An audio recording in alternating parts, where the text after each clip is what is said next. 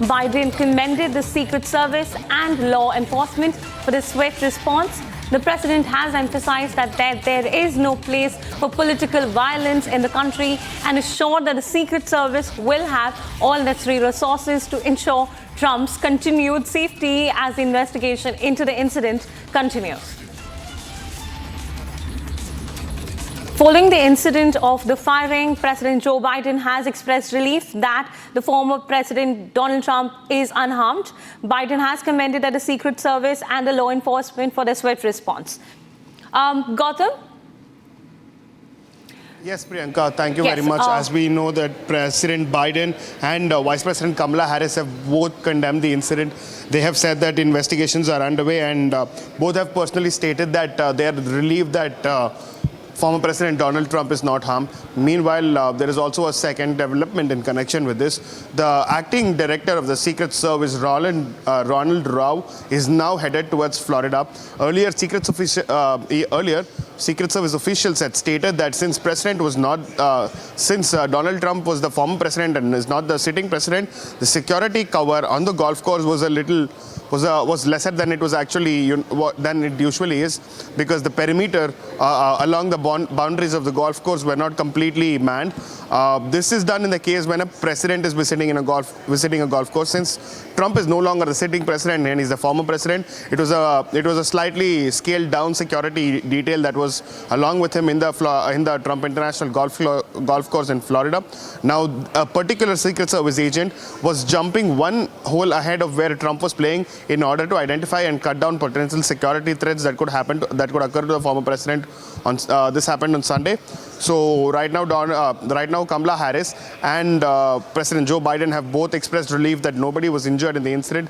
We have also had responses from multiple senators who have expressed their condemnation of the incident and have stated that there is absolutely no room for violence amid electoral elections in the US.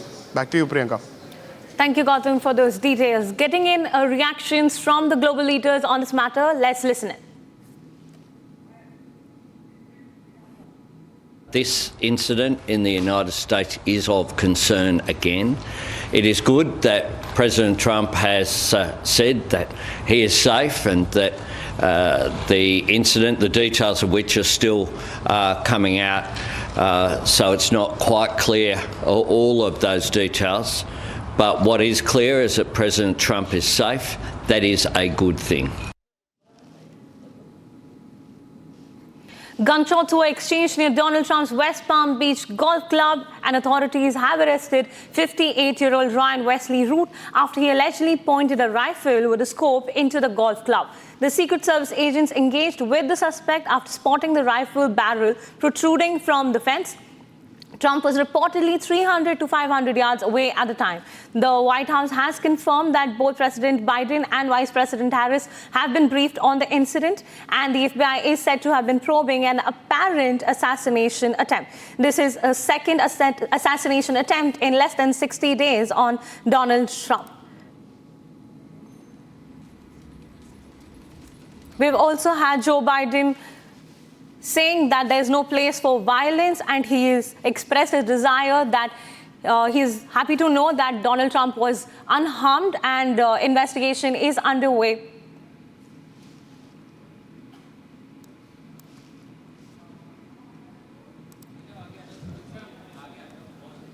All right, joining us on the broadcast is Arnab Mittal. He's communication strategist. He's joining us live from Washington, D.C. Mr. Mittal, appreciate you joining us on the broadcast. Speaking about this assassination attempt on Donald Trump, the very fact that this is a second assassination attempt in 2 months, and this shooter that's been identified was just 400 to 5 meters away from Trump when he tried to fire shots.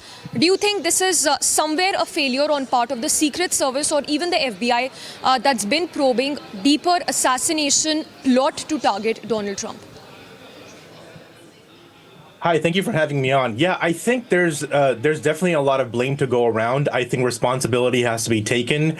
The previous Secret Service director had to resign after the first assassination attempt, and 2 assassination attempts in 2 months is really too much. This is a direct assault on America's elections, America's form of democracy. That political violence is becoming normalized. There's maybe blame to go around on both sides, but that's a political issue. This is more of a responsibility issue on the behalf of the FBI, the Secret Service, and the sheriff's offices, the local police offices, and they all have to figure out how to do their jobs better.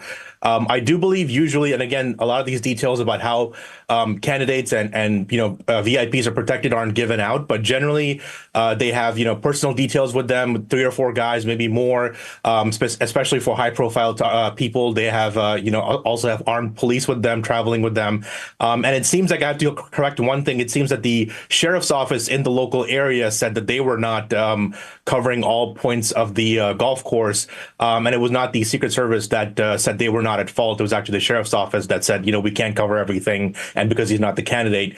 So I think there's some blame to go around there. The governor of Florida has just announced that he's going to conduct a separate investigation into the assassination attempt from his side.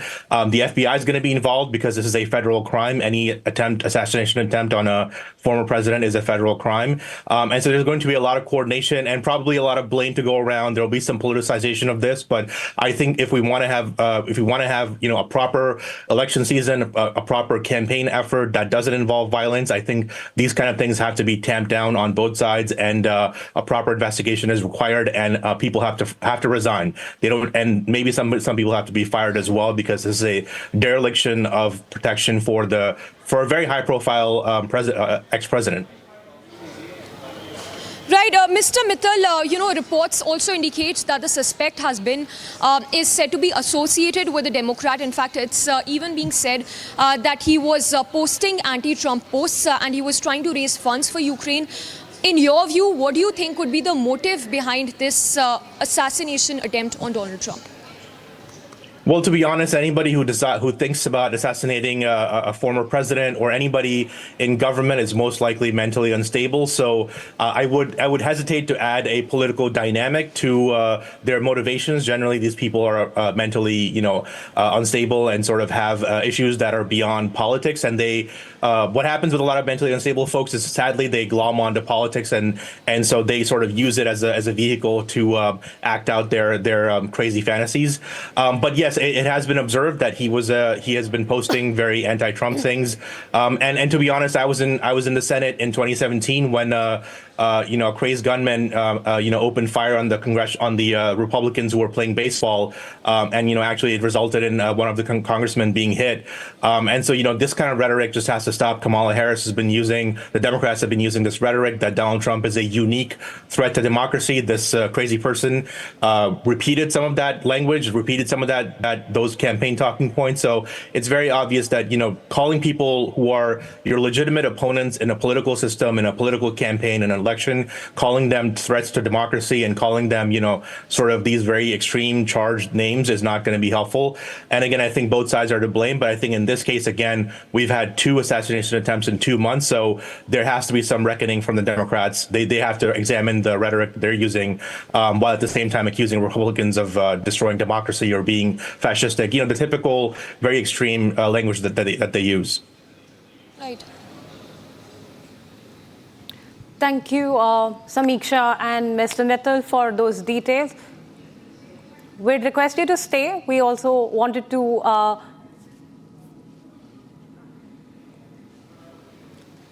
Right, Priyanka, let's again go across to Mr. Mittal, who continues to be with us. Mr. Mittal, reports even suggest that Trump's round of golf was not on his public schedule. So is there a possibility that this could be very much an insider's job, given that this was not on his schedule, the very fact that he was on the golf course at the Palm Beach in Florida when this assassination attempt happened? Look, the situation is very dynamic. We don't know all the facts yet. The suspect hasn't even been charged yet. He's currently under arrest.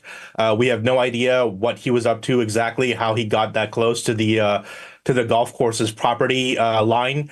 He was apparently apprehended near a fence when they saw a rifle, the front part of the rifle, sort of the barrel sticking out, and opened fire on him, and then he ran and he was arrested in his vehicle.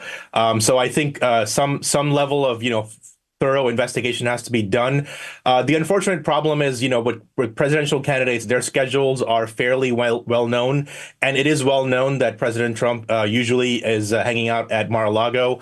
In fact, my former boss, Speaker Johnson, was there with him at the time. So, we're just thankful that nothing crazy happened, nothing insane happened. I would hesitate to say anything about an inside job or any kind of conspiracy theory. Most likely, this is a crazy guy who was sitting there waiting for Trump to come back to Florida, and he knew that he would be at Mar-a-Lago, and decided to post up there probably, late at night, and just waited for his opportunity. This is what happens with crazy people. They look for, these are crimes of opportunity, not sort of, very well planned out ahead of time, even though it may seem that way. Mr. Mittal, could you also help me understand now, with the elections heating up and this being potentially the second assassination attempt on Donald Trump, how would that sort of impact the public sentiment as we speak as well? Well, there's no doubt that there's going to be an impact, a large wave of sympathy, as there was with the first assassination attempt. And I think two assassination attempts within 2 months is definitely going to create a large a wave of sympathy for President Trump. Again, the situation is fluid, but already hearing that this may help him in the so-called Rust Belt states in the Midwest, where his rhetoric, J.D. Vance is from Ohio, so his rhetoric is playing very well there.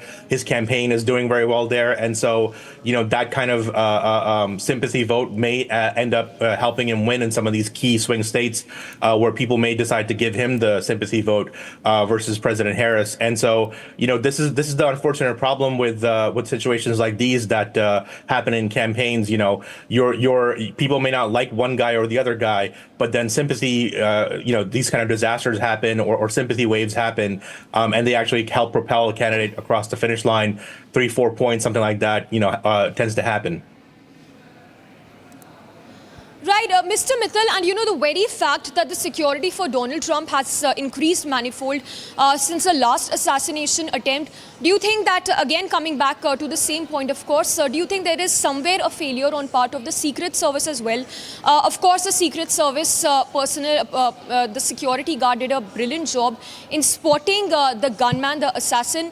But do you think that there was lack of, a proper security that could have been observed, given that this assassin was spotted just 400 to 500 meters close to Donald Trump?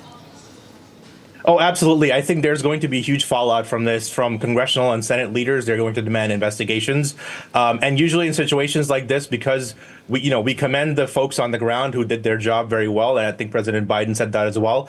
But the way these things go is responsibility travels up, and so the resignations have to happen from the people at the top. So whoever is in command of the Secret Service, they have to be held accountable. And in fact, a lot of the blame will, because this is a campaign cycle, the rhetoric is heated. Eventually, a lot of that blame will also go towards President Biden. Why didn't he increase the security even more?